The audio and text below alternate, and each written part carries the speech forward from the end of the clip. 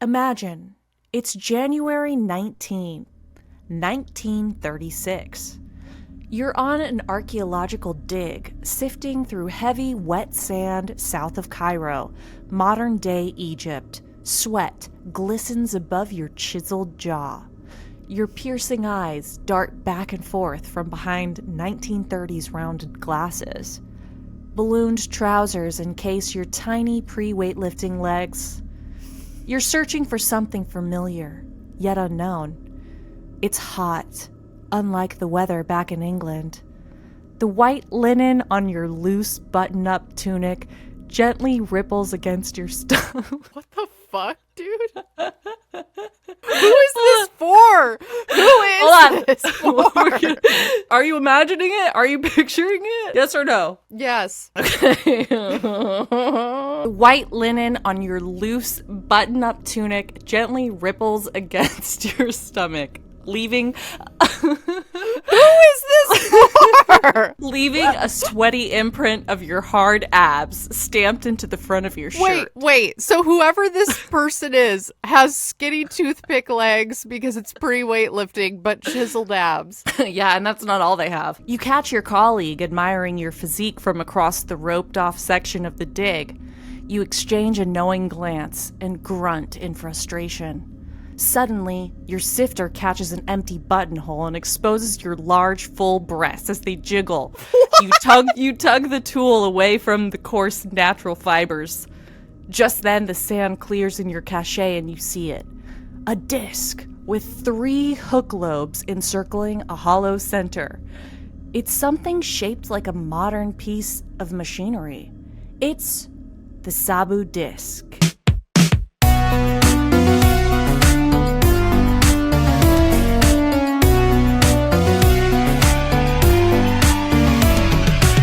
Welcome back to Let's Get Haunted with your hosts, Nat and Aly. Welcome back, Haunties, to episode 232 of Let's Get Haunted. We are your ghost hosts, Aly and Nat, and we're here to make sure that you get very spooked, very haunted, very cursed before you leave this episode.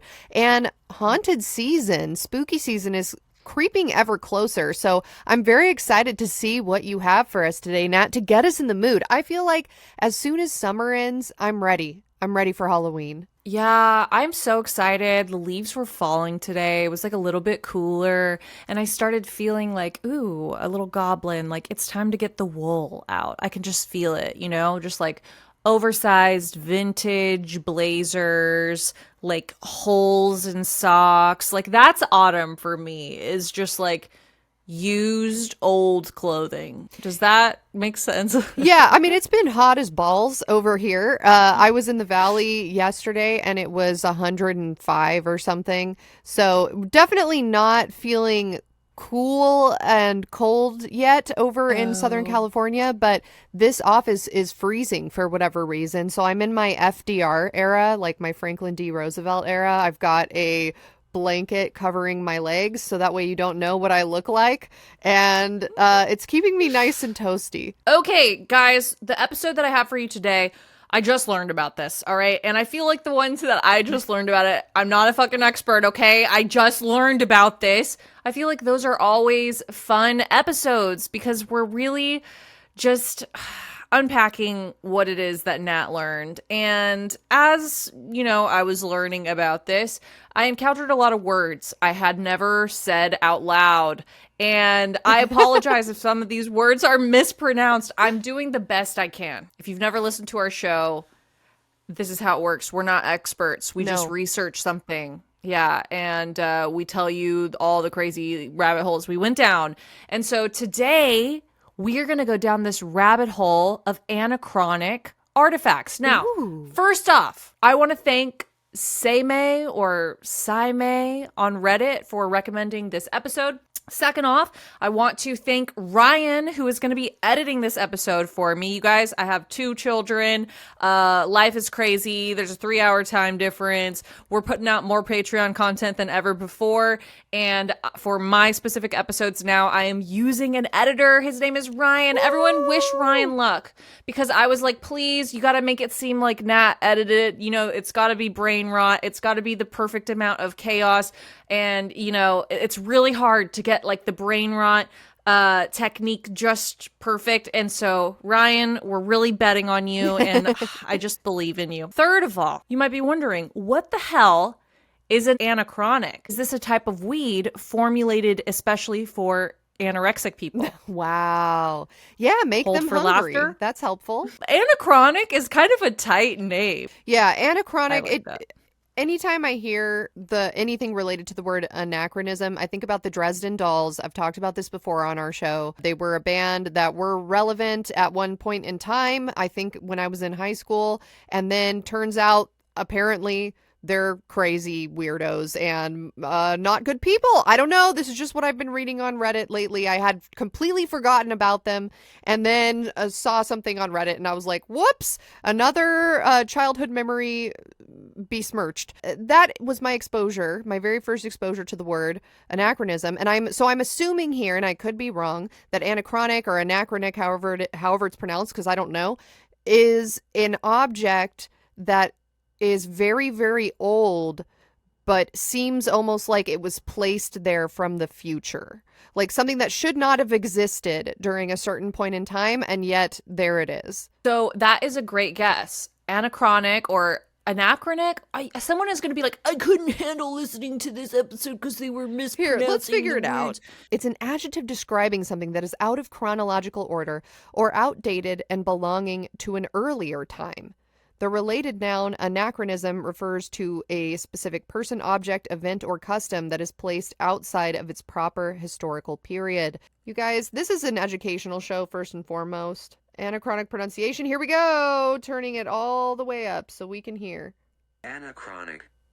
Oh, it's anachronic. So I was fucking right. Oh my god. See? Fucking anachronic. Okay. It's anorexic weed. All right. I was correct. Okay. There you go. So basically, we're talking about artifacts that exist in the incorrect time period, placed too early or placed too late. For example, Russell Crowe, if he was wearing an Apple Watch in Gladiator, that would be anachronic. An anachronism.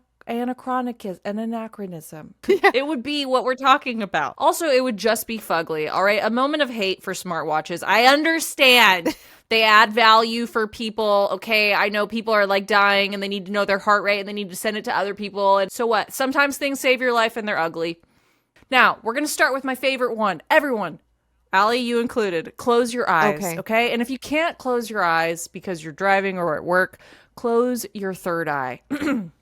We're going back in time to the moment that my favorite anachronic artifact was found. Hey guys, it's Nat. This is where that hook from the very beginning of the episode goes in. You know, the one where you're wearing a white linen shirt and it's hot outside and your colleague is looking from across the sand at you and your shirt's sticking to your abs. You know that one? And the jigglies? Yeah.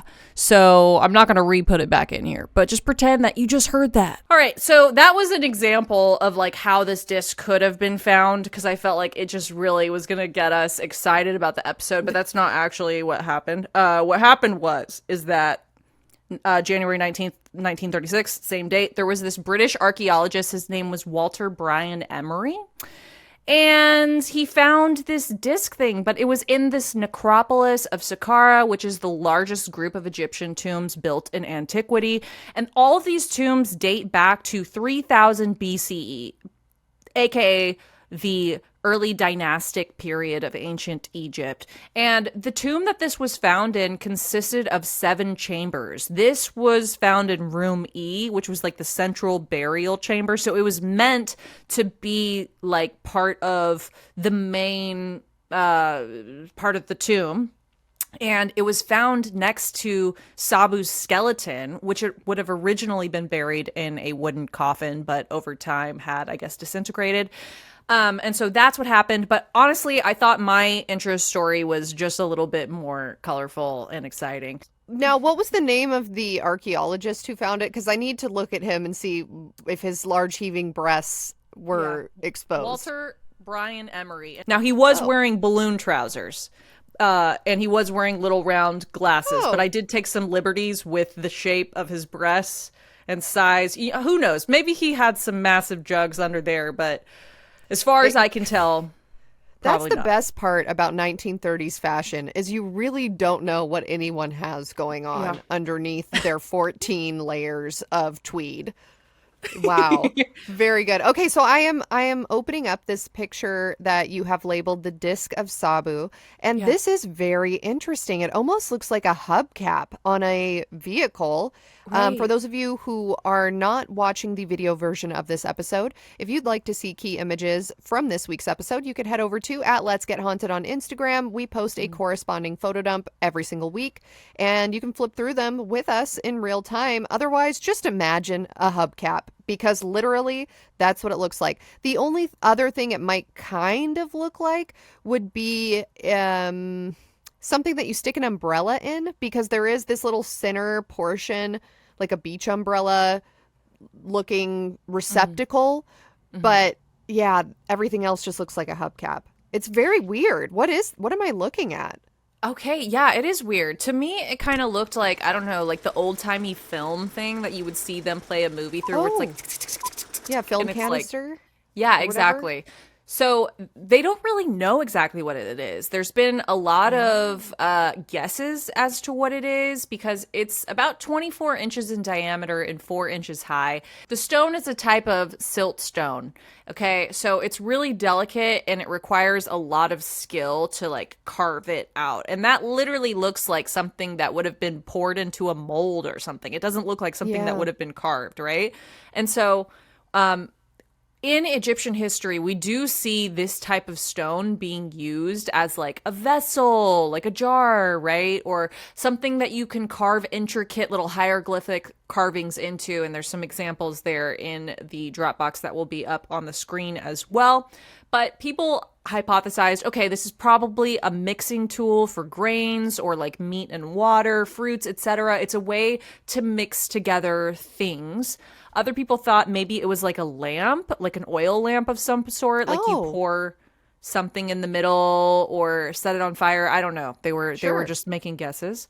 Some people thought it was part of a water pump or even a lazy Susan. Like you put food on part of it and spin it around. Can I ask you both a favor?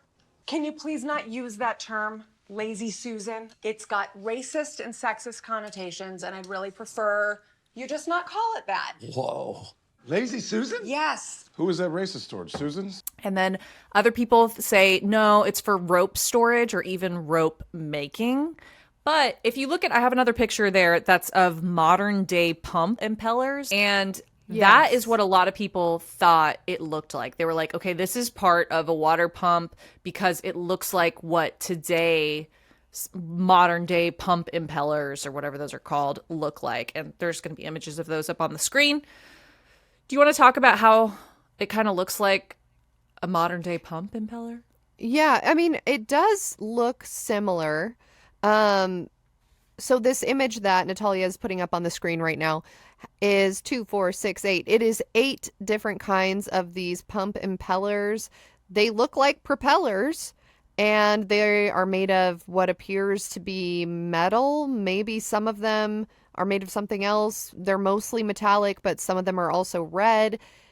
Yeah, it just looks like different folds of metal that can turn in a circle. And so, yeah, I see how that does look similar to the Sabu Disk. The Sabu Disk is huge. I did not realize from the original photo that you threw up, but now I'm looking at this other photo that you have in the Dropbox of a man next to this giant wheel, and it looks huge. Yeah. Yeah, it's big. And so you might be asking yourself, okay, Natalia, I don't give a fuck. Why is this haunted? Okay. So let me tell you why it's haunted.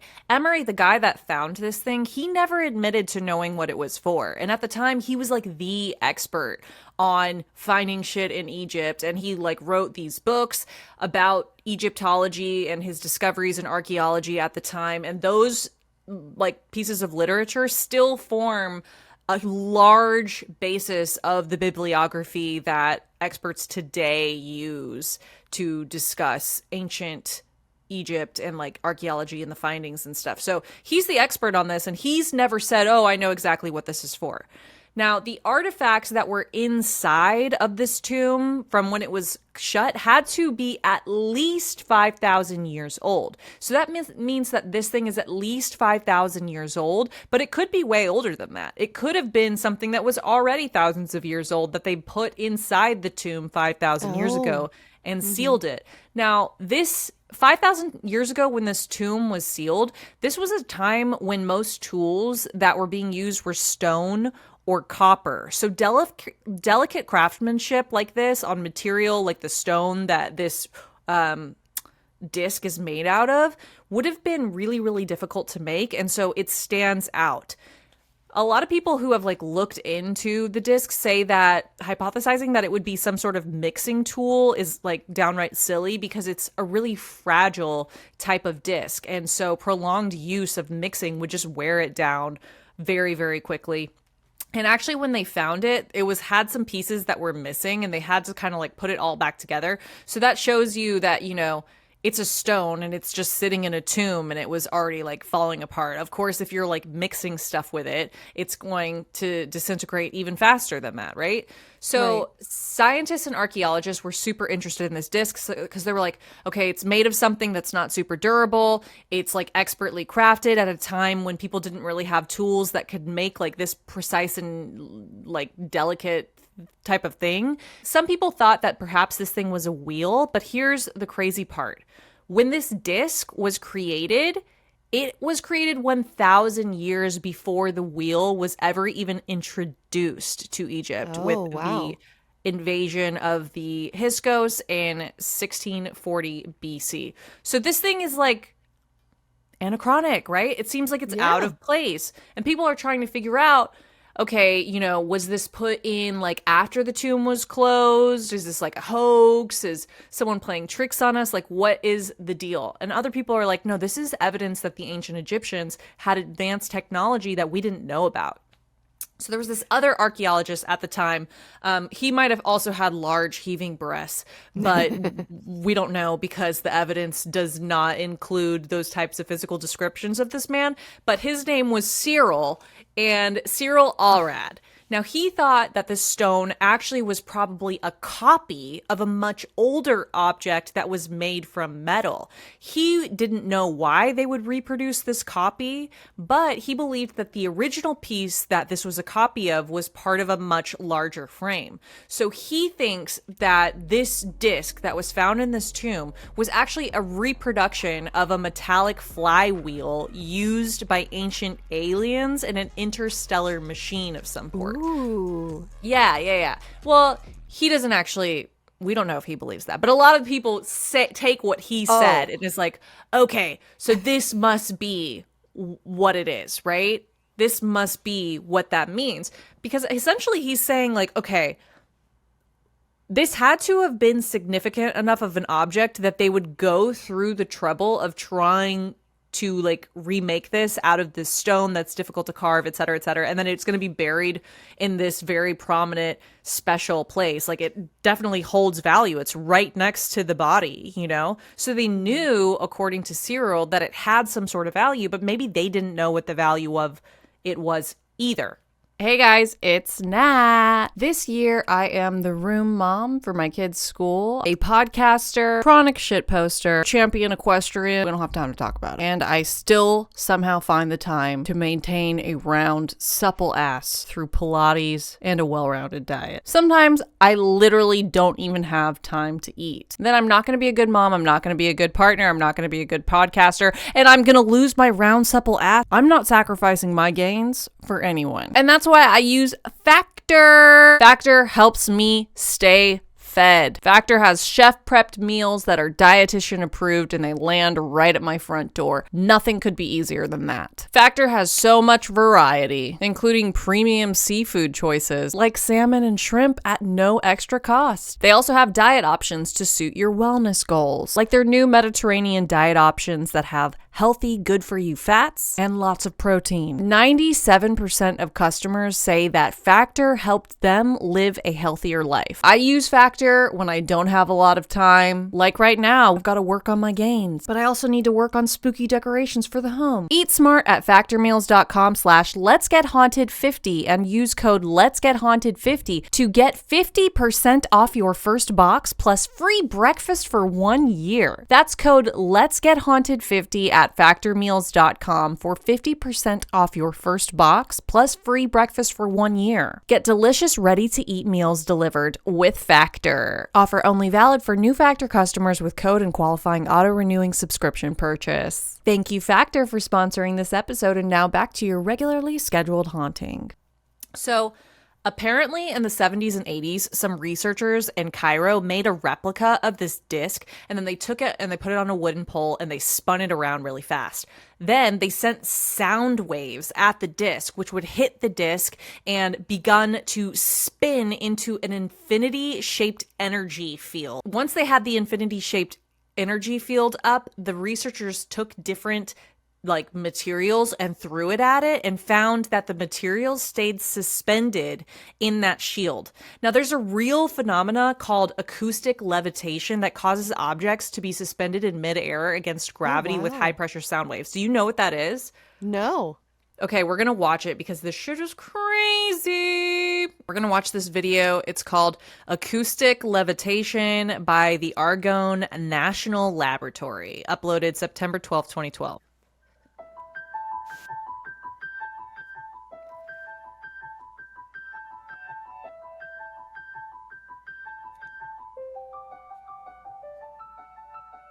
You see that? Wow. So in this video, it looks like this guy is picking up different pea-sized objects and placing it between two speakers or something. It's kind of hard for me to tell what's going on, and it's causing the little pea-shaped objects to float. It might actually be water droplets, it looks like pea-sized water droplets.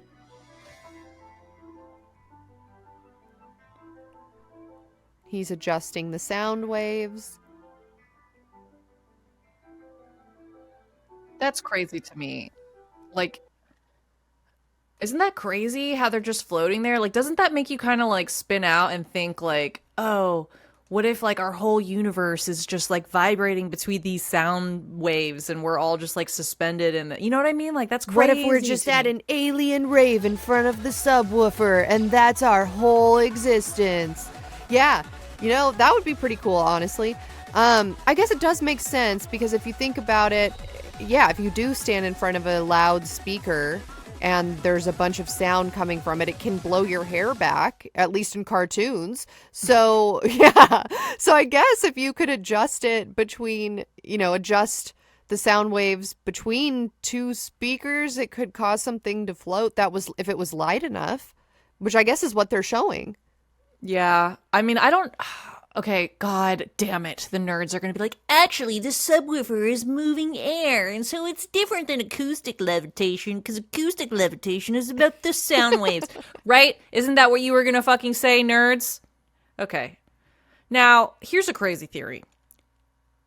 I wrote this down. I really don't understand why I wrote this down. Oh, no, I don't understand. Okay, this is scary, though. Okay. Okay. Oh, I get it. I'm understanding the thread now. Okay, so it's possible that this object, the disc or whatever, was super significant at 5,000 years ago because they maybe had heard stories of whatever this object was, and maybe they had reverence of this object but didn't quite understand why. They just knew, 10 generations ago this object meant something and it's important and we don't know why. It just is, And so then I had this crazy thought of like, because I saw this insane reel the other day. I couldn't find it again. Otherwise, I would throw it up here. But basically, the theory was that like AI now is the Antichrist, and it was spoken about in Genesis and the Holy Bible. And then we're all using our phones, right, to converse with AI, like ChatGPT, like Replica, like all these like AI, like artificial intelligence things. And then maybe Adam and Eve, when they were cast out of heaven by seeking God's knowledge, like the forbidden fruit or whatever, was apple, and that was like a symbol. Okay, you're eating this forbidden apple and you're getting this forbidden knowledge because now you have the same knowledge that God has, right? And so maybe this was like a warning from the future that was given by like time travelers, and they were trying to explain the significance of like thousands of years from now everyone's gonna have phones, and they're like, like Apple phones, and they're gonna be like on their chat GPT, they're gonna be like talking to AI, and AI is gonna like convince them to do some really bad stuff. So like, make sure you like, guys, like, you got to stop this Apple thing from happening. And then like maybe the people, because they had like 4 brain cells and goats or something, were just like, Apple bad. And then they wrote like this tale, like this parable to warn people from the future about how the apple was bad. Yeah. Yeah. And then they left the circular object in the tomb.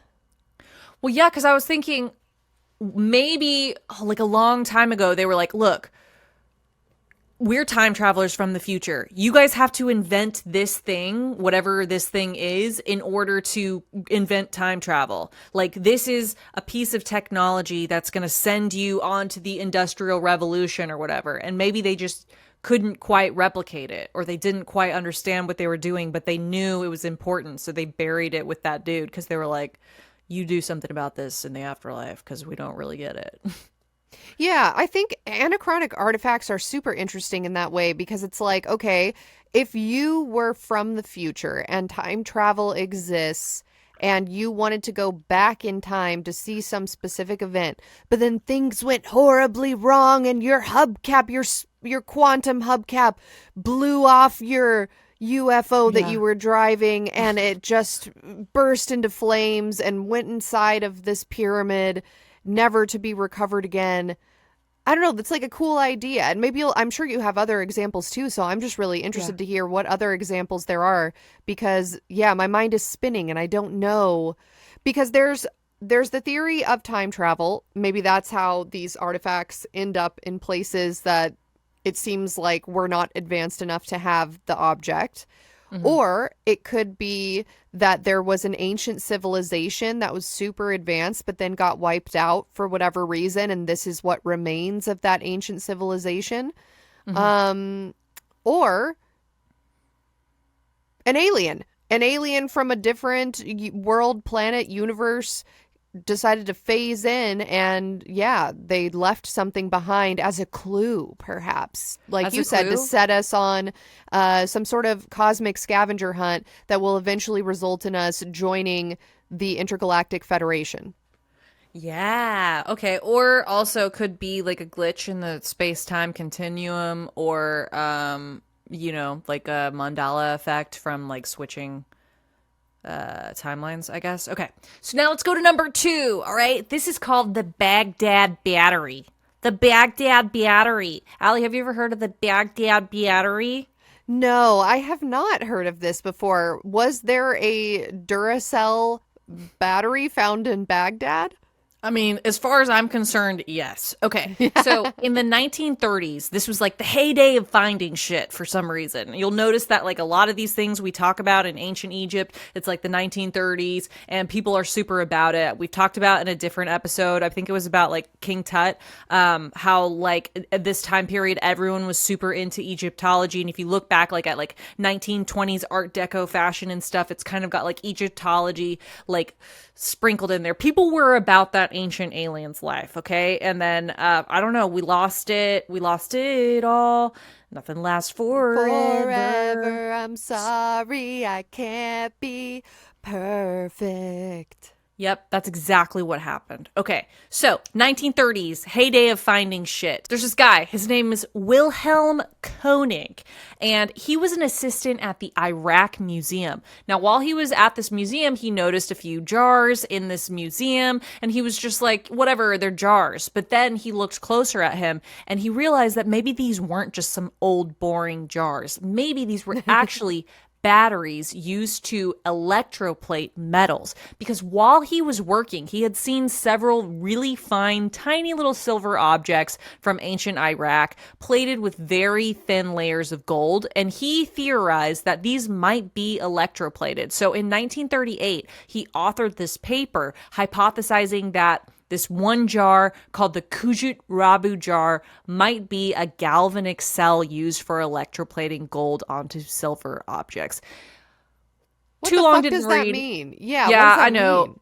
I don't know, girl. I think it means it's a battery, just based off of what I kept reading. So because these jars or whatever had been like rediscovered essentially after their excavation, and they weren't in their like proper archaeological context, so we couldn't really tell like exactly where they are from, because they were just found when they were already in the museum, right? And like Right. the record keeping wasn't that great. So we don't technically know. Now, if you look in the Dropbox there, I have some photos of them. You can see why from the outside it literally just looks like a boring old jar. And so like you could see why everyone was just like, who cares about this? But then actually Wilhelm said they were, That it quote, was a big deal. yeah, it was a big deal. He says they were, quote, in a vase-like container of bright yellow clay, the neck of which had been removed, a copper cylinder was struck, held in place by asphalt. The vase was about 15 centimeters high. The cylindrical tube with a closed bottom made from sheet copper had a diameter of 26 millimeters and a height of 9 centimeters. In the latter, a completely oxidized rod of iron was found, held in place by a sort of stopper of asphalt. Now, he said that the cylinder was, quote, fairly pure copper with traces of zinc, lead, and iron, end quote. And I'm only saying this shit for the nerds, okay? Look, if you want to know exactly why it was a battery, fucking look it up. I don't know why it was a battery. And I don't, like, they're telling me all this stuff like it's supposed to make me know that it's a battery. I don't know. You tell me it's a battery, I believe you, you know? Right, right. Yeah. So I'll describe it for anyone who is not planning on going to the photo dump or who is not watching the video version of this week's episode. What Nat has shown me is 3 separate objects that look like they go into each other like Russian nesting dolls, if you guys know what those are. So the smallest or skinniest of them all is this, I mean, I don't really know how to describe it. Maybe like the end of a chisel.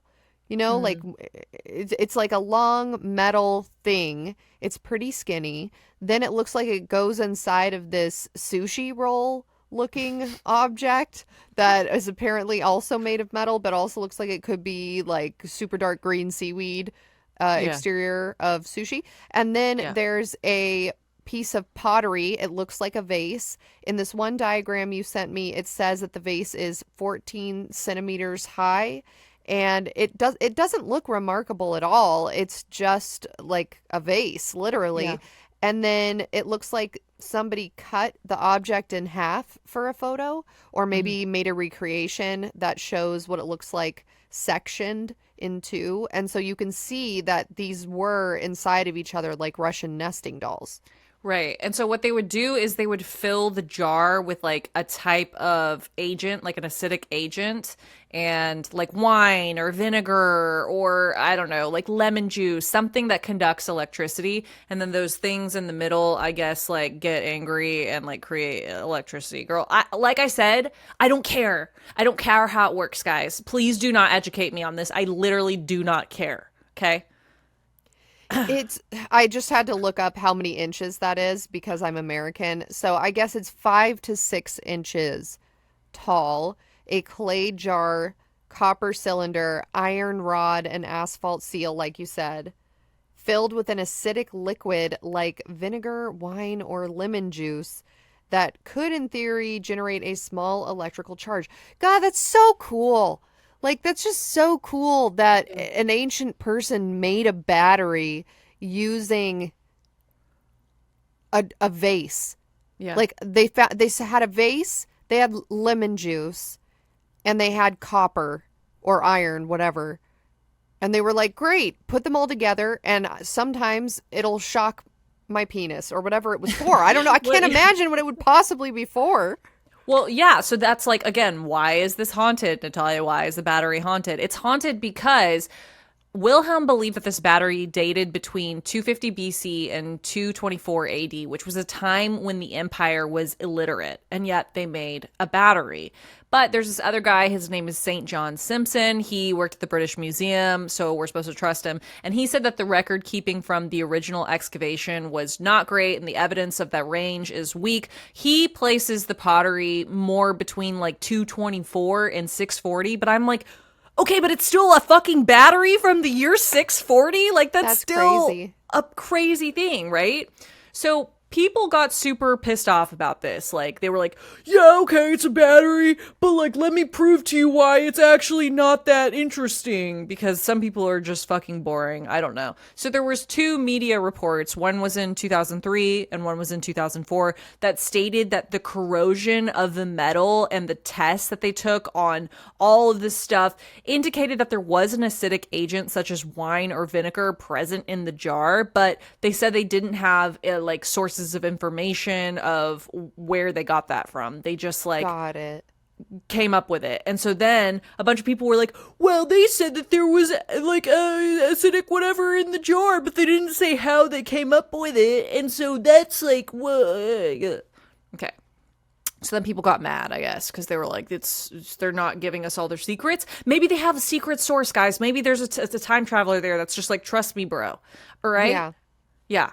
So a bunch of people got angry about it, but then the Mythbusters recreated these batteries and fucking proved that they actually could hold a charge. Now, Oh my I'm gonna God. Send it share to me. my I screen. love Mythbusters. I know, they just get They're the it. They get best. us. All right. Okay. This is from the YouTube channel Myths to Curiosity, uploaded June 2nd, 2024. Did ancient Babylonians use electricity to test spiritual resolve? To test this myth, the build team created several copies of the Baghdad Battery, an archaeological find that seems to suggest ancient Babylonians were the first to use batteries. These replicas produced a weak charge, about a third of a volt each, totaling almost 4 volts for a set of 10 batteries. This resulted in Adam receiving a surprising and painful shock, confirming that a noticeable charge could be felt. Given the limited understanding of electricity in ancient times, it is plausible that the weak electric charge from these batteries could have been perceived as a divine sign during tests of spiritual resolve. Wow. So they thought, or in this particular theory, these objects were used to test spiritual resolve, they say. So what does that mean? Was it part of a religious ritual? Is that what the theory is? They said maybe it was like, maybe you put yourself there and see like if the gods talk to you, you would get shocked, like, or vice versa. Like if they liked you, you didn't get interesting. shocked or whatever. But you know, some haters once again were like, well, there's no evidence that all the batteries were hooked up together, so we don't know. And I'm like, why? Why are you guys like this? Why can't you just like comment on a video and be like, how crazy would it be if they did hook all of them together? That would be insane. Instead, you're like, but there is no evidence that they hooked them all. Like, your glass is fucking half full of jizz, you know? Nobody wants a jizz glass. Nobody. Can't think of a single person who would want that. Yeah, I mean, it is... God, I just love the Mythbusters so much. First of all, the girl, whose name I forget right now, but she was basically the Haley Williams of the science world. Yeah. And she was like beautiful, had the orange hair, just doing things, you know? Right, And it she was like, doing stuff I could never understand. So Yeah. it's in the same way that like Haley Williams can like sing to the dogs and I cannot, you know? Like she's like on a level of fucking that singing that like I will never know what it's like to be able to sing at that pitch, right? The Haley Williams of Mythbusters was like had a level of focus I will never have. Like she's like drawing up tables Yeah. and stuff, like working on something for like 5 weeks with just like numbers and patterns and graphs. Like it could never be me. And so I worship her. I have a shrine of her. She's a deity of mine that, you know, I'm I excited just to remember see. the one experiment they did where they shot a cannonball. I don't even remember what the purpose of the experiment was, but they shot this cannonball and it went way further than they thought it could, and it like crashed through 2 houses in the nearby area, and luckily it didn't hurt anybody. But I think that was like the start of them scaling back some of their more extreme experiments. Right. But I'm so grateful that they got the money and funding to do these things, because I feel like otherwise we would just be talking about, well, maybe it's a battery, maybe it's not. But Yeah. I trust the Mythbusters, and they said that it could generate a weak electric charge. But because it was a time in history where batteries were not well understood, perhaps is what I'm getting from that 30-second clip you showed me, that maybe it was used more for religious purposes rather than practical purposes, which I think is very haunted, because it's sort of Yeah. like dowsing rods or something. It's this primitive technology. Right. You just hold 2 metal rods in your hands and ask questions, and if they cross inward, it's a yes. If they go outward, it's a no. And or vice versa. I can't remember. And so, yeah, maybe it was the same thing. Maybe they're holding these vases, and then it's one shock for yes, no shocks for no. Right. Yeah, I mean, it could be. And now it kind of makes me think, like a few episodes we did, I think it was 224, the Coral Castle episode. There was this dude who was like, I know the secrets of the pyramids, and they built the pyramids with electromagnetic fields. And now I was like sort of making fun of him and thought he was like kind of a silly guy. But now maybe I should take that back, because it's like, maybe they did. Maybe they had like fucking discs hovering shit with sound and fucking batteries and clay pots and, you know. I also saw somebody commented on that video episode and was like, you guys know that there's videos of him assembling this house, right? Like there are like bona fide videos of him, and I did not look into it at all, so that person could be full of shit, but it still made me die laughing because we were like, he's doing magic. I've never seen the video of him. It could be planted by a sleeper cell. We never fucking know. Okay, now here's what's crazy is that people got super pissed about this battery thing. People get mad about these anachronic artifacts. They're like, no, they're actually, it's not possible. Okay, and so guess what? In fucking 2003, someone went and looted the Museum of Iraq and took a bunch of shit out. Some of the original Baghdad batteries can still be seen there, but a lot of them got looted. Oh, that's interesting. Wow. And they never found out? They never found out who what if did it was like the Men in Black or something who were like, oh shit, like the humans discovered something that they weren't supposed to discover yet, you know? Like what if it was like the Time Police or something, you know? Yeah. Trying to get rid of it. Wow, that's really interesting that they'd never figured out who did it. Yeah, because then maybe it was the aliens. Maybe they had crashed 500 years earlier and left one of their Baghdad batteries in Baghdad. And then they realized later, oh shit, one of these batteries is in a museum. Let's just go back and get it. Could be. Who's to say? We're not ruling it out. In fact, we're ruling it in. All right, next. Number 3, okay? This is called the Antikythera. The Antikythera Mechanism. Aly, have you ever heard of it? No, never in my wildest days have I ever heard of this. Okay, so 120 years ago in 1901, there were some Greek sponge divers. They were exploring a Roman era shipwreck off the island of Antikythera in Greece. They're expecting to find like coins, statues, maybe some cool vases, which they did. They found a lot of stuff exactly like that. But then they pull up this huge corroded hunk of bronze. They kind of put it off to the side. They didn't really get what it was. But when they started cleaning it up and like peeling back all of the layers of corrosion, they noticed that it had a ton of gears and like inscriptions on it. And it's basically an ancient analog computer.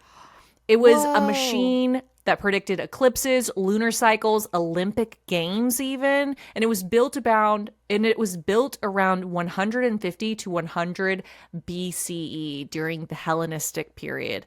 Now, you see those pictures that are in the Dropbox of this, you're going to see that shit looks fucking suspicious, all right? Because people at that time were like, let's sacrifice goats for rain. And meanwhile, there's like a dude who's like, hold on, let me just program my time iPad. You know, it just seems anachronic, one might say. Wow. This is very steampunk, guys. So what I am looking at is a gold box, metal box that has inscriptions on it, and then it's showing a diagram of what it looks like extrapolated out, like with all the pieces pulled apart. And it looks like a really complicated clock, you know, when you're seeing all these gears, and Yeah. that is very interesting. Yeah, it's crazy. It had 30 bronzed gears that were set into a wooden case, including dials and pointers on both the front and back. And the whole mechanism was probably about the size of a shoebox, but there's only really surviving fragments of it, so we don't know the full story. Now, why is this haunted? Well, first of all, we don't really know what it's for, okay? For the time period, this complex nature of the object wouldn't be matched until the invention of mechanical clocks in medieval Europe. A millennium later, guys. So this was crazy. When they found this, they were like, oh my God, this is placing humans making this type of mechanism a millennia before we thought it was. It changed the entire understanding of human history, basically. Yeah. And the device specifically has this thing called a differential gear, which was a component previously thought to have been invented during the 16th century. But nope, they have evidence of it here. Now, this gear system is, to put it in perspective, it's a level of mechanical expertise that we're not going to see again until the Renaissance. And so some people are like, this is crazy that there was this piece of brilliant technology and it was on this ship and then it was wrecked and then just lost forever. Like, this might have been the only piece of technology like this. And it really just makes you think, you know, we like to think of technology as like a straight line, right? Like, oh, you discovered fire and then you invent the wheel and then use agriculture and blah, blah, blah, blah, cars, skyscrapers, the S&P 500, crypto, whatever we're doing now. You know what I mean? And it's really not like that. Like, what if we invented crypto before fire was discovered, you know? Right. Yeah, or what if we already invented Chat GPT or AI or computers or calculators, and then for whatever reason that group of people who created that die out, and then we think that no one has invented it, because especially back in the day, I feel like people were so much more isolated, obviously, than they are now. From each other, that you didn't really know what somebody was doing in another country or even another city or another tribe, because everyone was so insular. So yeah, you didn't have any way of sharing the knowledge or monetizing your invention, teaching other people how to make it. It was just your immediate circle was using that invention, and then if everybody died, it didn't go anywhere after that. Right. Like the way that this little mechanical thing essentially is it was used to they think, predict and display celestial phenomena like positions of the sun, the moon, the planets. It included dials that could predict lunar and solar eclipses, the cycles of the ancient Greek Olympic Games.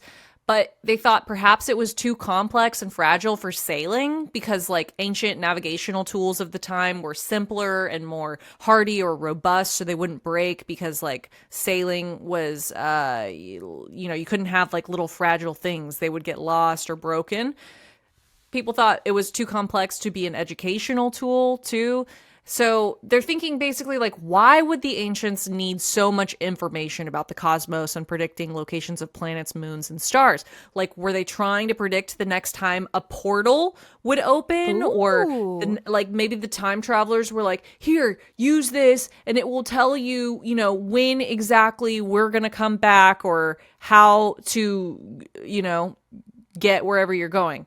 So this guy named Arthur C. Clarke, he said that if the ancients understood the technology that they had created with this mechanism that we're talking about, they would have been exploring space within 300 years. Whoa. So maybe it's fucking time travelers, guys.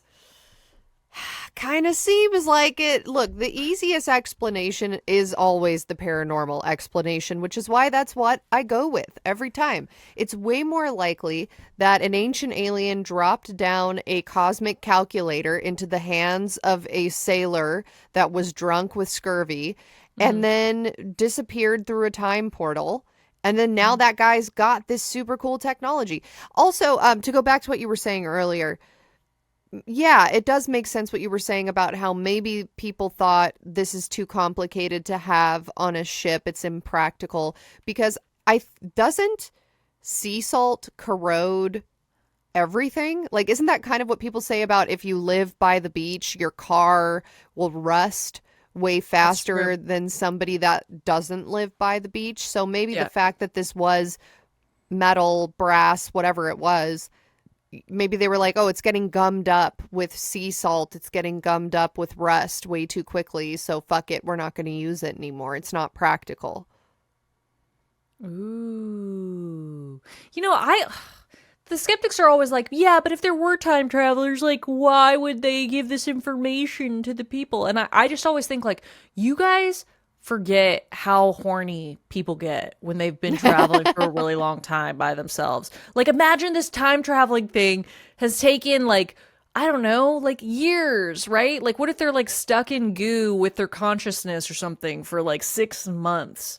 And they finally get out and then they see a beautiful Hellenistic man with huge tits heaving in the wind, and he's in going, his you know what I mean? pantaloons, yeah. Yeah, like they couldn't predict how they were going to feel about Right. that. What "Fuck, those man." pantaloons do, you know? No, Okay. but isn't that a genre of porn though? I think it's called like Rule 34. If it exists, then someone's made porn of it. That just gave me a terrifying thought of if time travel exists, then there's definitely sexual time travel tourism happening because we currently have weird, sick freaks traveling to countries where, for example, the age of consent is lower. And so they go there to have sex with people that they can't legally have sex with in their home countries. And I believe that's called sex tourism. So if time travel exists, there's for sure future humans or aliens that are paying money to be zapped to ancient Babylonia to have sex with Gork the rice curler. I don't know. I can't think of any job that they would have done then. Maybe somebody just curled rice for a living. Right. And so that's, I don't know, that's honestly terrifying. I had never really thought of that before. And now I kind of don't want time travel to be real because that just means all the rich sick fucks are going back in time and fucking with the genome. So, okay, let's get real weird for a second here. I heard that, like, human genitalia are gigantic compared to like other mammals' genitalia. Like they say like the male genitalia is like much larger than like male genitalia in nature, and like the breasts are swollen even when we're not nursing, apparently, or something. I don't know. This is like they were talking about this on Reddit, right? And so then some people were hypothesizing, well, like, oh yeah, so like through, sexual attraction, right? Like people who are attracted to certain, like, to big dicks or big boobs or whatever, they have sex together and they produce offspring that's more likely to have big dicks and big boobs. So it's like, if you go far back enough, like really far back, maybe people had smaller things because they hadn't done is that evolution? Like, what is that? Well, but isn't that not true though? Because like an elephant and horse penis is way bigger than a human penis. So what do they mean that human penises are bigger than those found in nature? Maybe it's like dick per pound, like ratio, like, right? Like an elephant weighs a lot more I'm than telling you right now. Actually, my dick is not small because per pound, it's way bigger than your last boyfriend's dick. Yeah, the dick per pound ratio on your boyfriend was actually non-satisfactory. Mine is more even, and I'm actually built for speed, and yeah, so... I'm not that fat, man. You are. No, I'm not that fat. You're pretty fat. If you were to do like my percentage of body fat versus your percentage of how much your nose weighs, I guarantee that your nose per capita weighs more than what I would. All right, fuck you, fatso. Yeah, I don't know, guys. Or maybe we became more inclusive. Like maybe as society progressed, we started looking towards other traits in people other than just sexual satisfaction. Maybe we started looking towards, intelligence or humor or socioeconomic standing, all this type of things. And so then maybe the dick sizes and the boob sizes got small again.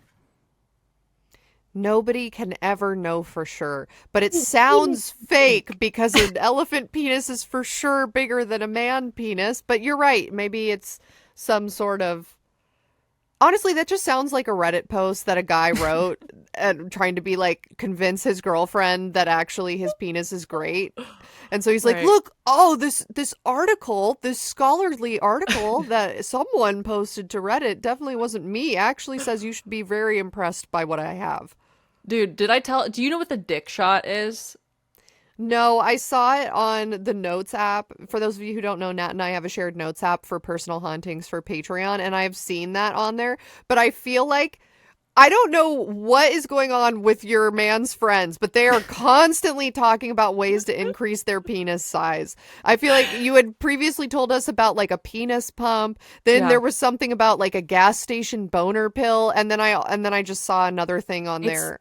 It's the same guy. Okay, so we'll take 2 seconds to talk about this, guys, and then we'll go back to the anachronic artifacts. All right.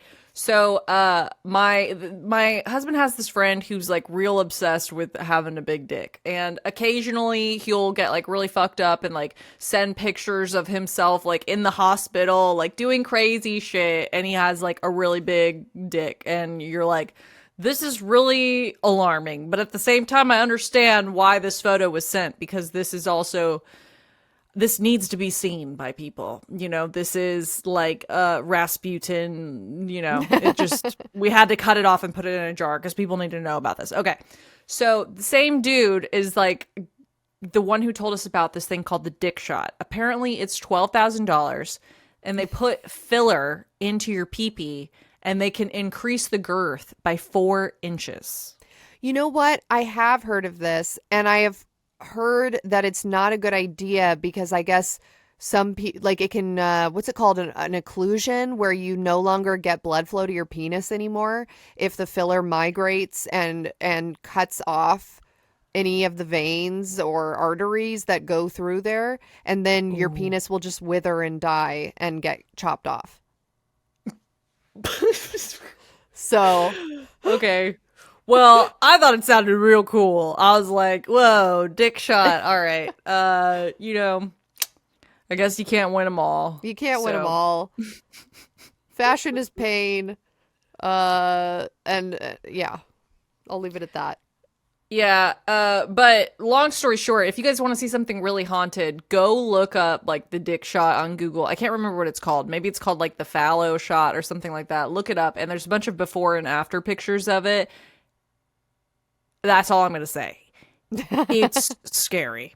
Okay, moving on now. We're going to watch a YouTube video that has something to do with what we're talking about and not dick shots.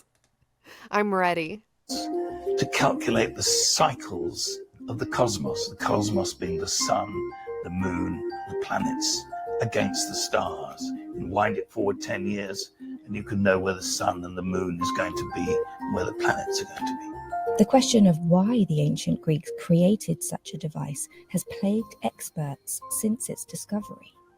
I think it was conceived as a calculating machine that would calculate the theories they had. They had astronomical theories, but could calculate those at the turn of a handle. So it would demonstrate how you could look ahead, say, what's the position of the moon going to be in 5 years' time? You could turn the handle. They'd tell you almost immediately. This is a massive step forward in the history of science and technology. Something we take for granted now, but in those days, the idea that your scientific theories could be mechanized, the predictions could be mechanized, was absolutely astonishing. Okay. Yeah, so that is a video by the BBC called Antikythera Mechanism, the ancient computer that simply shouldn't exist. Yeah, that's very interesting. I love how well studied it is. Shout out to the archaeologist that discovered this item amongst the wreckage of whatever. You said it was a shipwreck, right? Something like that? Shipwreck. Yeah. I mean, that could have very easily just been thrown out or tossed aside and someone thinking it was scrap metal or something. So shout out to that guy. Hopefully that's getting him laid once or twice in the archaeology community. But if it's not, anyway, good job, guy. Or girl. I don't know who found it. Anyway, moving forward. Everyone can fuck whenever they want in the archaeology community is what we're saying. Everyone's going to have jiggly, heaving breasts. They're going to be wiping their brow with sweat because it's always hot. Their shirts are always sticking to their abs. And we can't help it, you guys. Archaeology is historically a very sexualized thing, because of how sexy it is, and we can't help ourselves. All right. Indiana Jones is what made us all think it was sexy. And anyway, yeah, so going back to that video that you just showed, it is interesting though, because I think they have a good point, which is that maybe the purpose of this object they invented was just so they could. I don't know. Like, I feel like a lot of things that we do as humans, we just do them to prove that we can do them. Right. We try to use our free will to the highest degree, even if it's doing something stupid that is not going to help us or help society. Like, that's never stopped us before. Yeah, like the dick shot. Why are we doing it? Great question. I don't know the answer, but we are, apparently. So yeah, it just things like that. Like, why are we doing this podcast? Because we can. Why are we alive? Because we can be. So I don't know. Yeah. Right. Yeah. No, I see what you're saying. Maybe they were just trying to see some shit, you know, with like the 2 eye emoji. Yeah. Like, hey, let me create this thing and then let me compare it over the years to the star charts that people have already predicted and come up with, and let me see if my machine lines up with these predictions and that all of this is correct. You know? Yeah, it had something to do with the Olympic Games, and so I'm curious. Maybe it was like a way for someone to bet. Like, maybe they were like, okay, let me see what the moon and the stars and everything was doing during the Olympic Games so I can like place my bets. That's a good point, because I have heard that on full moons, crime goes up significantly, and enough of a statistical anomaly for it to be cataloged by police departments.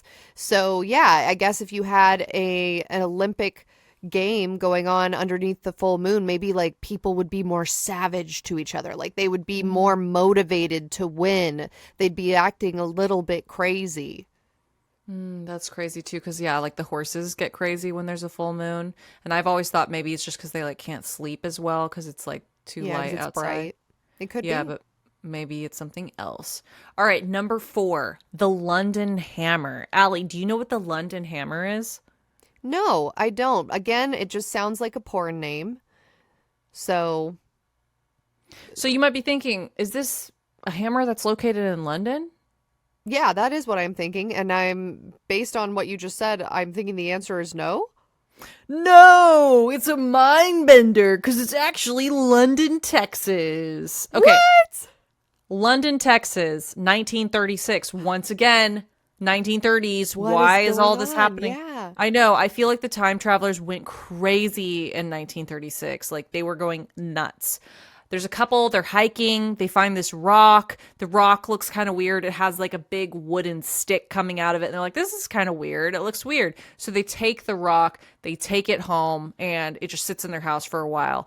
But then eventually one day, their son comes and is like, have we ever like cracked open this rock to like see what the wooden stick leads to? They crack open the rock, and in it, there is a 1920s era like hammer, like a mining hammer, like a pick type thing. I tried to save pictures in the Dropbox, but my computer might have been freaking out. The time travelers might have been trying to stop me from saving if they didn't look up the London hammer. So then people start asking themselves, okay, this is crazy because we've got this like, you know, early 20th century, 19th century, I forget how it works, mining hammer stuck in a rock formation that is hundreds of millions of years old. So how did a hammer from modernity end up in the middle of this rock? Did God just drop his Home Depot starter pack while scrolling through heaven's version of Tinder? Or is some time traveler out there like, gosh darn it, I just left my hammer in the Jurassic period? So, we don't know, but the metal hammerhead is approximately 6 inches or 15 centimeters long. It has a diameter of 1 inch, and it leads people to suggest that the hammer was not used for large projects, but rather for fine work or soft metal work. The metal of the hammerhead consists of 96.6% iron, 2.6% chlorine, and 0.74% sulfur. You see the I pictures mean, that's of it? crazy. Yeah, I'm looking at pictures of it right now. So I will describe them to you guys. It is a hammer. Like, it's without legit a a doubt hammer. hammer. Like, Yep. picture any old-timey cartoon where there is a guy in a one of those carts that you can push along through a coal mine, and he's got a pickaxe. It's like, you know what it is? Snow White. Snow That's White. 1930s. The 7 dwarves worked in this gemstone mine, and they all had these pickaxes. It's literally that pickaxe. And it is encased in what appears to be some sort of rock. Right. So this thing apparently like lay dormant for a while until this guy, he's this creationist named Carl Baugh. He bought it in 1983 and he claimed this artifact was proof that there was a quote unquote monumental pre-flood. And this was the pre-flood discovery. He used the hammer to speculate how the atmospheric quality of Earth encouraged the growth of giants, I guess. You know, this was weird because, like, on the one hand, I'm like, yeah, you're right. This does prove that there's giants. But then on the other hand, I'm like, does this mean I'm like siding with the creationists who are like the dinosaurs were not real? I don't know what happened. Fascinating jump there for me. But this guy, he's like really into like God and like the Bible and all of that, and he's like mad about dinosaurs and stuff. You guys can like look into it. You can look into it. But apparently he took this hammer and this rock to be tested at this laboratory called the Battelle Laboratory in Ohio, which is apparently the same place that NASA sent some of their moon rocks for testing. Ooh. And that laboratory determined that the hammer possessed quote unquote unusual metallurgical properties. So Carl said that the hammer is prehistoric, and he says that the handle turned to coal over the ages, and he says like all the fossils in the surrounding rock haven't been messed with, so it leads him to believe that the hammer was like stuck in the rock and hasn't like been messed with or whatever. Now, there are a bunch of skeptics, and they say that the testing was all done privately and it wasn't done at the laboratory, and that it was actually inconclusive, and that the results that Carl paid for only like certified that the hammer was like 700 years old or something. But to me, I'm like, okay, look, I don't want this guy to be winning either, but 700 years old for a hammer stuck in the middle of a rock that's like millions of years old is still pretty spooky, right? Yeah, that is definitely still pretty spooky. So what's the normie explanation though? Because the one you just gave is still saying that it's 700 years old. So what is the actual normie explanation? The normie explanation, and like I said, none of this stuff can be proven, is that they think that the rock around it was actually formed like only in a few like decades or whatever. They think maybe it was like dripped like kind of like a stalactite or stalagmite, and that it formed around. But that goes against the testing that said there's like fossils in it. So is this Carl guy lying? Are the fucking time travelers lying? Is this other guy working for the Men in Black anti-time travel community trying to lead us astray? I don't know. It seems like there's a bunch of inconsistencies. So where can we see this? Is it on display in this man's creationist museum? Oh, yeah. Yeah, you can go there. Maybe that'll be our next Haunty meetup. I actually was thinking, like, if you put Haunties and, like, this guy at a table together, what would happen? I mean, the Haunties are very respectful. Yeah. Yeah, no, he'd cry. He'd be like, somebody has a tattoo. Somebody has a purple streak in their hair.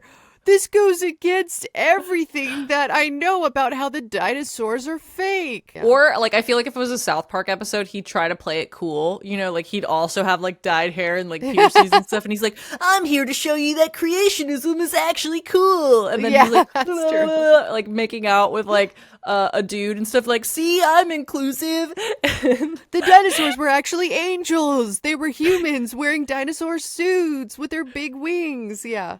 And then he like lights up a bong and he's like, see, I'm cool just like you. We're the same. Let's do some coke. You know, I love South Park. Okay, number 5. The QUIMBAYA airplanes. Aly, you might know what these are because you watch Ancient Aliens. Do you know what these are? The QUIMBAYA airplanes? The QUIMBAYA airplanes. Once again, the photos I don't think saved to Dropbox because my computer was going to catch fire at this point. All of the research I was doing was really sending my computer to the edge, guys. My computer was like, I don't want to be alive anymore. I don't even want to be around anymore. All right, I'm looking at No more DuckDuckGo. I don't want to run DuckDuckGo anymore. QUIMBAYA airplanes refers to golden artifacts created by the ancient QUIMBAYA culture of Colombia, which are popularly but incorrectly believed to be models of modern aircraft. Okay, Google AI, why are you putting that so high up? Really suspicious, Google AI.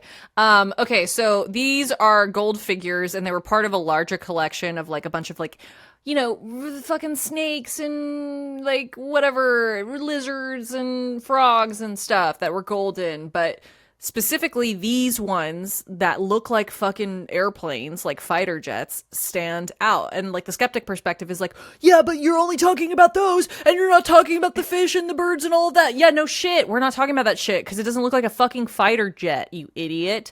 Okay, they kind of look like fighter jets. So, ancient astronaut TikTok is like, babe, that's a Boeing 747. All right. That's exactly what those are. And archaeologists are just like, you know what? No, it is a stylized bug. It is a artistic interpretation of a bird. But me, personally, I choose to believe that they had Top Gun in 900 AD.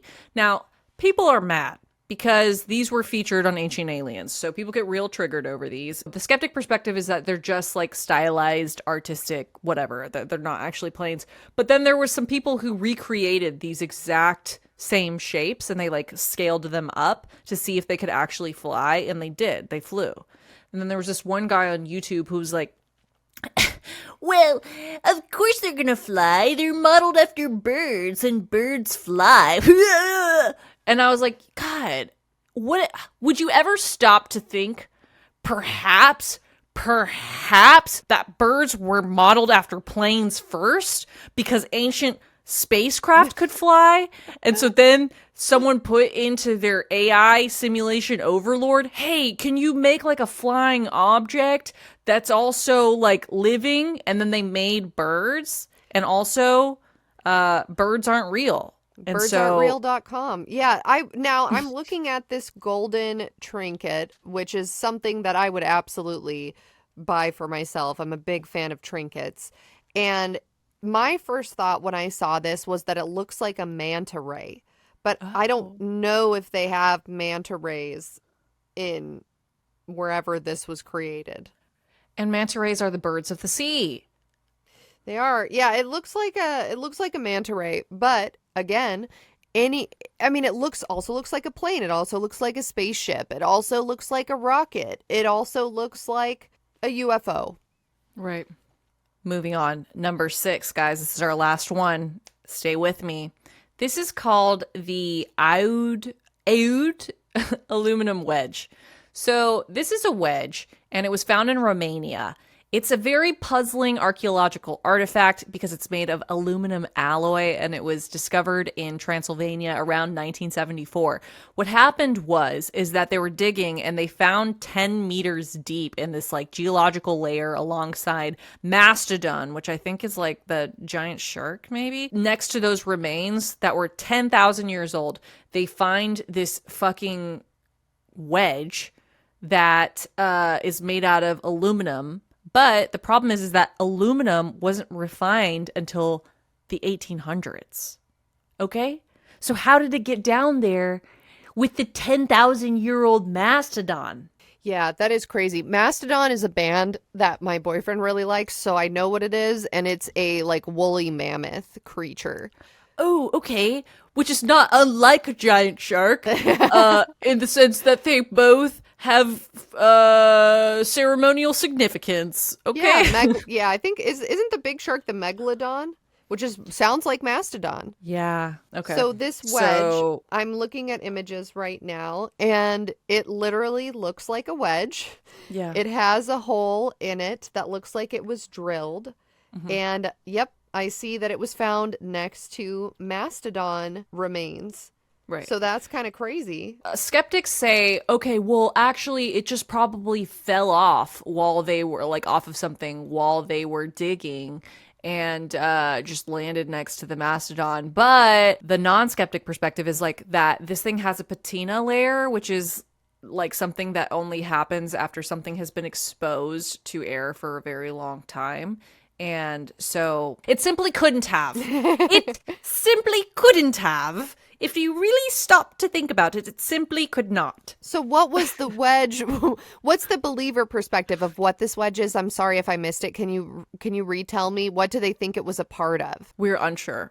It's unclear. Oh. When you really stop to think about it, it's very unclear. Well, that's the thing, is like they don't know why was this wedge that's made out of aluminum that wasn't refined until the 1800s. Why is it with the 10,000-year-old mastodon? Was it that the time travelers were riding woolly mammoths? Yes. Or maybe they were marking the woolly mammoth for, I'm going to mark this. Let me put this wedge here, and it's going to go down with this woolly mammoth. We're fucking 10,000 years ago. Let's bury it, and let's see what happens when the humans uncover it. And what do you even use wedges for? I'm trying to think of a single use. I guess if you're cutting down a tree, you put a wedge in it after you chip away on part of the tree. You put a wedge, and then you hit the wedge with a hammer. What else are wedges used for? I'm sure they're used for a lot of things. I just can't think of anything. Make you taller. It could be to help you engage your glutes at the gym. You put a wedge underneath your heels. Okay. It's ancient Pilates for mastodons. It could also It could be a sex toy. You could use it to lift your pelvis up. Oh. All right. Well. Oh, it also helps you learn how to do somersaults, I think. I've that's seen right. them at like gym, those like jumping lands Yeah. where everything is a trampoline and people Yeah. constantly get paralyzed. Oh, it could be something you put under like a table if the table is kind of wobbly. True. Top 10 uses for wedges. Let's look. Top 10 uses for wedges. I know. Sometimes a mouse might think it's a piece of cheese on top of a mouse trap. It could be a decoy for a giant 10,000-year-old mouse. It could be. Okay, top 10 uses for wedges. Google says 1. Lifting heavy objects. A wedge, being an inclined plane, can be driven under a heavy object to slowly lift it. 2.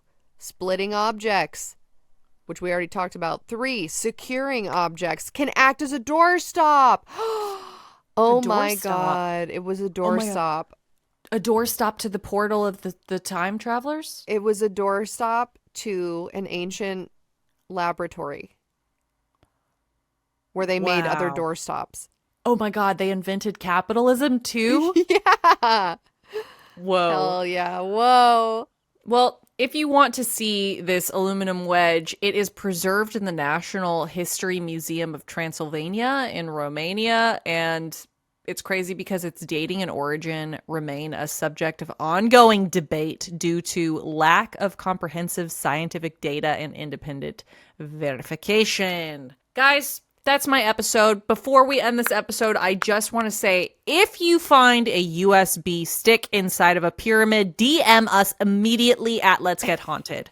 Thank you very much for covering those 6 anachronic artifacts today in your episode. I feel like I learned simultaneously a lot and nothing. But it made me think about fun times that I've had watching Mythbusters when I was sick in middle school and high school, and what a fun time that was. Like, you stay home from school because you're sick and your parents are at work. What's on TV? It was always either Bam Margera or Mythbusters. Those were the only 2 things on TV at that time of day. Yeah, fuck, Sometimes man. Cribs. Millennials, we're like so lucky that we're not like more fucking damaged, because all I ever saw on TV was like, look, all these guys like doing backflips on skateboards and the Nitro Circus, they're doing motorcycles off the roof, and like everyone's fine. And that's like so not accurate to like what happens when you're an adult and you like do anything other than just like work at a computer. Yeah, Robin Big, Fantasy Factory. Yeah. Like Travis stunts? Pastrana's Nitro Circus. Yeah, Bam Like people who Margera, could Jackass. do crazy shit on like a skateboard or a bike were like a really big deal to millennials. I don't know why. We just like decided that's what was cool. We're extreme. We're an extreme fucking generation. extreme. Yeah. Well, thank you so much, Natalia. I loved this, and I really hope that this somehow gets on the radar of the guy with the crazy hair at Ancient Aliens, and that he agrees to come on our show and teach us even more anachronic artifacts, because I'm sure that there are many, many more, and that you just chose the top 6 most popular, which I thank you for, because I think this is going to be a good introduction to things such as the ancient astronaut theory, ancient civilizations, ancient floods, the Sphinx is actually way older than we think it is. I don't know, things that my boyfriend says to me when I'm tuning him out and, cooking something. I tried to choose ones that weren't just like immediately shut down with a skeptic perspective. Like Right. there's some that like, it was just like immediately a hoax or whatever. So I tried to choose ones that like at least have some leeway for discussion. But you guys, it's crazy. It's crazy out there. The time travelers, like what if the Mythbusters were time travelers? Like these time travelers could be like sleeper cells. Like you cannot trust anyone. Your own fucking parents could be fucking time travelers, What if Mythbusters was a psyop and the government was paying them to say that myths were busted when they weren't? You guys, Nat kidding me? Nat is making a shocked face. Wow. Oh my God, I will not be able to sleep now with this new information. Somebody go back through all the backlogs of the Mythbusters catalog now and present us with the most likely to be forged results. Well, with all that being said, it's time for our sign off. BRB, gotta go bust the Mythbusters. Oh. Bye.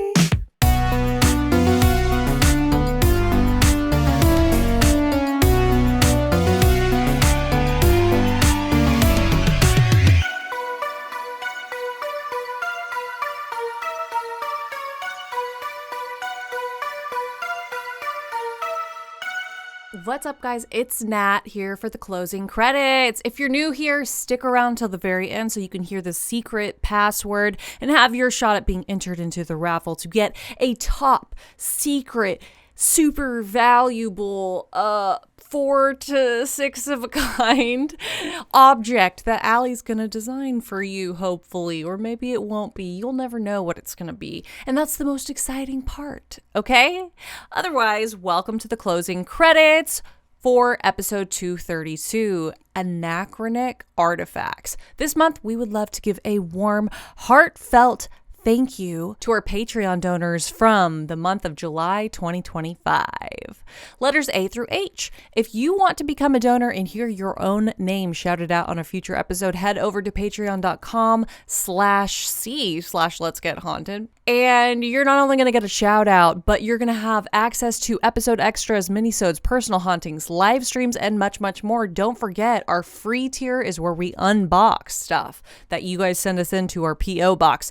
This week, we'd like to thank At Fredo, Sailor Doom, Ab Wally, Abigail A, Adrian L, Amy T, Elena E. I just realized I don't need these headphones on. I don't know why I'm wearing those. I was editing and I needed them. Seems like kind of a kook move. All right, back to this. Adrian L, Amy T, Elena E, Alana E, Alaya, Alberto O, Alicia L, Alessa M, Alessandro C, Alessia, Alex, Alex G, J, Alex H, Alex Q, Alex W, Alexandria, Alexis S, Alice, Jess Laura, Olivia, Allegra B, Alan Cantation, Alonzo, Ali B, Aliasie, Amanda P, Amanda S, Amber F, Amber Alert 4 2069, Amelia, Andrew B, Angel W, Angela M, Anne Marie T, Ann D, Annie T, Anthony W, AP Trip, Archie F, Arden Strander, Artsy Starkey, Arwin S, Ashley D, Ashley J, Ashley W, Aubrey, Auburn R, Audrey W, Avery K, Bambi, Bia, Beatrice, Bella Q, Benjamin S, Billy R, Boob 4 2069,